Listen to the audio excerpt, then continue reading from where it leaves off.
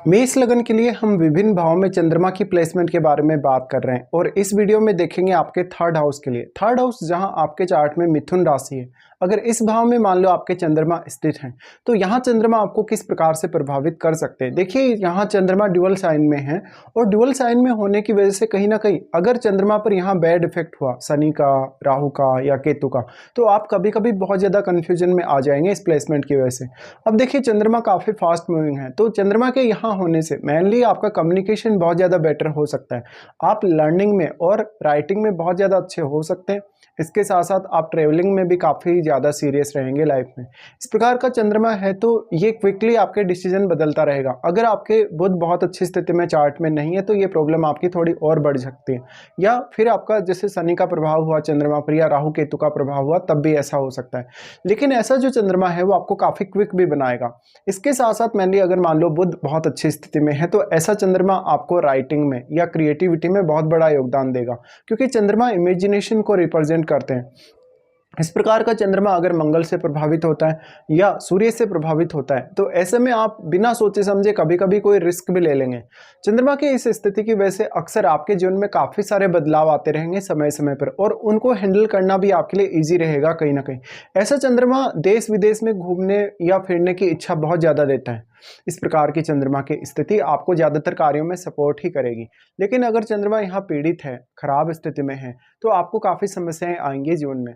अब चंद्रमा आपके चार्ट में फोर्थ लॉर्ड है और आपकी माता जी को रिप्रेजेंट करते हैं। ऐसे कंडीशन में ये हो सकता है कि आप अपनी माता जी को या तो पर्याप्त समय नहीं दे पा रहे, या हो सकता है आप उनके साथ नहीं रह पा रहे किसी भी रीजन से, जैसे कि आपका बार बार ट्रांसफर हो जाता होगा, आप कहीं लंबा ट्रेवल करते होंगे, आप इधर उधर कहीं स्टेबल नहीं रह रहे, आप हमेशा कोई ना कोई ऐसी यात्रा कर रहे हैं जो कि आपको घर से दूर कर रहे हैं। इस प्रकार का चंद्रमा एक लेखक के रूप में काम करने के लिए, एक बहुत ही बड़े क्रिएटर के तौर पे काम करने के लिए बहुत अच्छा है। चंद्रमा यहाँ है तो अब आपको देखना होगा कि फोर्थ हाउस के प्रति आप कितने ज़्यादा सीरियस हैं और फोर्थ हाउस के प्रति आप जीवन में कितना ज़्यादा रिस्क ले रहे हैं, क्योंकि चंद्रमा फोर्थ लॉर्ड है। इससे आपके जो माइंड है उस पर काफ़ी स्ट्रांग असर पड़ेगा चंद्रमा के यहाँ होने से। चंद्रमा यहाँ स्थित है तो अब अन्य ग्रहों को भी आपको उतना ही ज़्यादा महत्व देना चाहिए, क्योंकि चंद्रमा किसी भी ग्रह से बहुत जल्दी प्रभावित हो जाते हैं, चाहे तो दृष्टि संबंध के भी द्वारा या फिर युति हो तो और भी ज़्यादा स्ट्रांगली। ऐसी कंडीशन में अब मान लीजिए आपके चार्ट में थर्ड हाउस में कोई भी अन्य ग्रह बैठा है चंद्रमा के साथ, तो वो ग्रह आपके चार्ट में किसी न किसी भाव को रिप्रेजेंट कर रहा है और उन भावों से जुड़े हुए रिश्तों के प्रति भी आप इसी प्रकार का व्यवहार करेंगे। ऐसा चंद्रमा इमेजिनेशन बहुत अच्छी देगा, तो किसी भी विषय पर आपके पास अपने आप को रिप्रेजेंट करने का बहुत बेहतर अवसर लाएगा। लेकिन ये निश्चित तौर पे है कि आप उन भावों के प्रति काफी इमोशनल रहेंगे जो भाव यहाँ पर उस ग्रह से जुड़े हैं, जो ग्रह यहाँ चंद्रमा के साथ। इसके साथ साथ उन भावों से संबंधित भी आपके जीवन में काफी सारे चेंजेस आपको देखने को मिलेंगे जो यहाँ उस ग्रह से जुड़े हैं।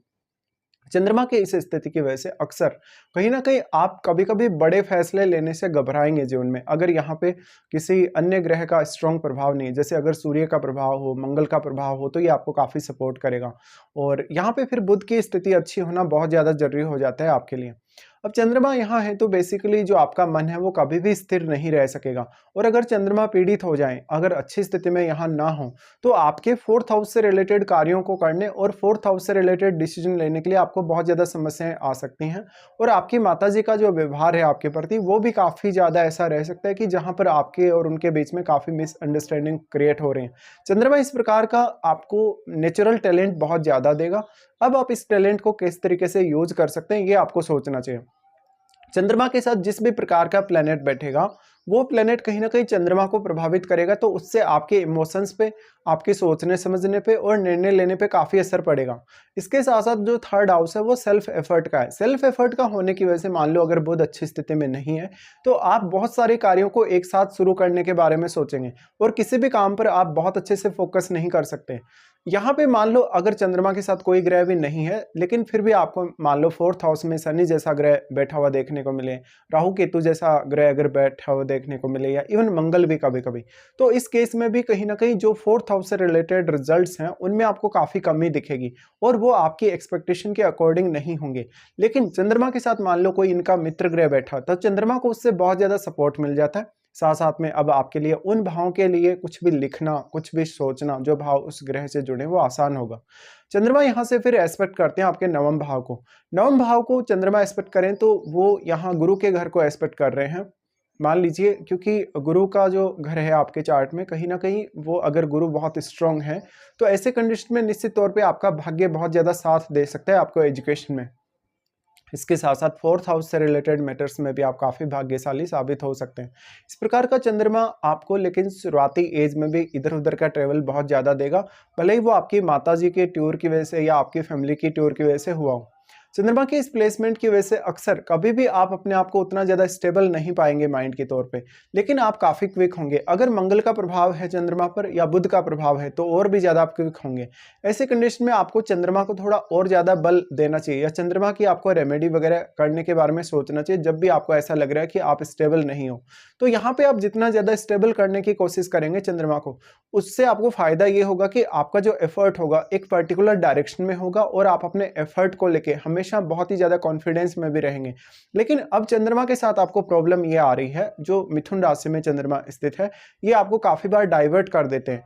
आपके मन को इधर उधर डाइवर्ट करने की वजह से आप एक जगह बहुत अच्छे से फोकस नहीं कर पाते तो आपकी एनर्जी लूज हो जाएगी, आपकी एनर्जी एक ही जगह पे नहीं लग पाएगी, जिससे आपको काफ़ी परेशानी होगी। चंद्रमा के यहाँ होते हुए बेसिकली आपके अपने भाई बहनों रिलेटिव्स के साथ काफ़ी अच्छे रिलेशंस देखने को मिलेंगे, लेकिन चंद्रमा बहुत ही ज़्यादा सॉफ्ट है तो ऐसे में आपका उनके साथ जो लगाव रहेगा काफ़ी स्ट्रांगली रहेगा और मेंटली भी आप काफ़ी ज़्यादा कनेक्टेड रहेंगे। लेकिन उन रिश्तों से आपको फ़ायदा मिलने के बजाय कहीं ना कहीं वो रिश्ते आपका कभी कभी ज़्यादा फ़ायदा उठाएंगे यहाँ पर।